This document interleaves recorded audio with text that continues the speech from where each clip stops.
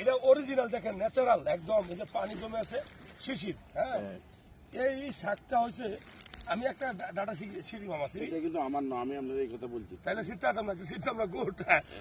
এই শাকটা হলো পালং শাক। যারা যাদের পুরুষত্ব কমে গেছে, আমরা বলি যে হরমোন, টেস্টোস্টেরন হরমোন যাদের কমছে, স্পার্মের কোয়ালিটি কমছে, মানে বীজটা পাতলা গাঢ় না, কেন হয়? শুক্রাণুর সংখ্যা কম, আল্লাহ প্রদত্ত। তাদেরকে বলবো এই ধরনের পালং শাক শীতকালে যত বেশি খাইতে পারেন, কারণ পালং শাক এমন একটা শাক, সবুজ, এখানে vitamin C, vitamin A, vitamin zinc, iron, antioxidant সবচেয়ে বেশি থাকে। এবং আপনার আমার শরীরে সবচেয়ে বেশি শুক্রাণু তৈরি করে যে শাক সবজি, তার মধ্যে অন্যতম হলো এই পালং শাক, ব্রোকলি, পাতাকপি, ফুলকপি। তো ভিডিওটা ভালো লাগলে শেয়ার করবেন। এই ধরনের ক্ষেত থেকে উঠে পালং শাক খাবেন, ভালো লাগবে।